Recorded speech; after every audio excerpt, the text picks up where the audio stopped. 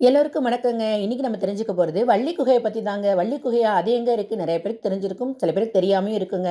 அது திருச்செந்தூர்ல தாங்க இருக்கு. திருச்செந்தூர்ல நம்ம முருகன தரிசனம் பண்ணியிருப்போம், தூண்டுகை விநாயகர தரிசனம் பண்ணியிருப்போம், கடல்ல குளிச்சிருப்போம், நாழிக்கிணறுல குளிச்சிருப்போம். ஆனா, வள்ளி குகைக்கு போகாம வரவங்க நெறைய பேர் இருக்காங்கங்க. வள்ளி குகை எங்க இருக்குன்னா, திருச்செந்தூர் முருகன் கோவில்ல 3வது பிரகாரத்துல வடக்கு நோக்கி நம்ம கடல் நோக்கி இறங்கி போகும்போது வள்ளி குகை இருக்குங்க. அது என்னங்க வள்ளி குகை அப்டின்னா, அங்க ஒரு சின்ன குகைங்க அது. ரொம்ப குறுகலா இருக்கும். அது வழியா நடந்து போனீங்கன்னா, அங்க வள்ளியோட கோவில் இருக்குங்க.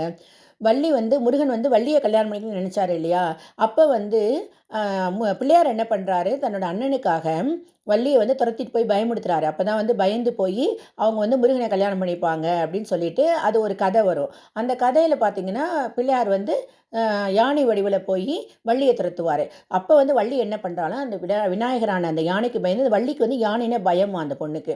அதனால எப்படிடா அந்த யானை நுழைய முடியாத ஒரு இடத்துல நுழையணும்னு சொல்லிட்டு மிக குறுகலாக இருக்கக்கூடிய அந்த குகையில போய் வள்ளி நுழைஞ்சுக்கிறாளாம். அதுதாங்க வள்ளி குகை. அந்த வள்ளி குகையில நம்ம கல்யாணம் ஆகாத பெண்கள் போய் திருமங்கல்யத்தை வாங்கி கட்டுறாங்க. கட்டினா கண்டிப்பா திருமணம் ஆயிடுமாம். அதே மாதிரி குழந்தை இல்லாதவங்க அங்க தொட்டில வாங்கி கட்டுறாங்க.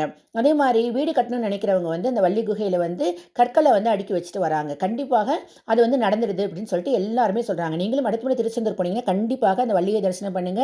வள்ளி குகைக்கு போயிட்டு வாங்க. நீங்க நினைச்சது எல்லாமே நிறைவேறும். நன்றி, வணக்கம். இது போன்ற நல்ல ஆன்மீக தகவல்களை தெரிஞ்சுக்கிறதுக்கு என்னோட சேனலை சப்ஸ்கிரைப் பண்ணுங்க, லைக் பண்ணுங்க, ஷேர் பண்ணுங்க. நன்றி, வணக்கம்.